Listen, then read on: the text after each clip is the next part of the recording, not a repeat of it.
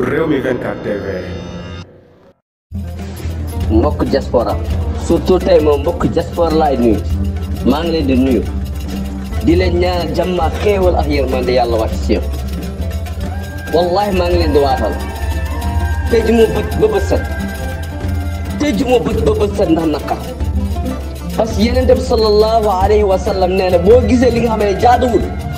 boo ko mënul faj ci sa loxo nga faj ko ci làmmiñ boo ko mënul faj ci sa làmmiñ nga naqaral sa xol ñun diaspora sunu loxo mooy lamb loxo ci poos faj ko mooy lamb loxo ci poos mbokk yi nañuy wax di dëgg diaspora yi dégg nga Ousmane Sonko li mu wax képp ku bàyyi combat bi képp ku ci joxewul dara doo gor traître nga parce que y a 14 morts ñoo xam ne day rey dañu sacrifier pour ñun ñëpp ne nañu wax di dëgg ñëpp dañu sacrifier 14 jeunes ñoo sacrifier dee ngir lan ngir la libération totale du Sénégal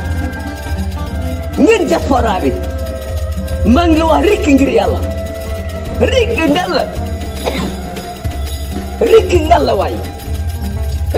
ngalla waay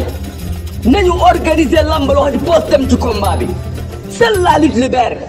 gis nga Macky Sall mii naju suñu sobe bi nekk ci palais bi xeex rek moo koy faj wallahi xeex moo koy faj maa ngi jéglu baax xeex rek moo koy faj mbokk yi rikki ngir yàlla ngall ngir yàlla nañu organiser génne loo lambal dugal loxo ci poos jàppale xale yi nekk sur le terrain ñu jàppale leen bu ñuy ragal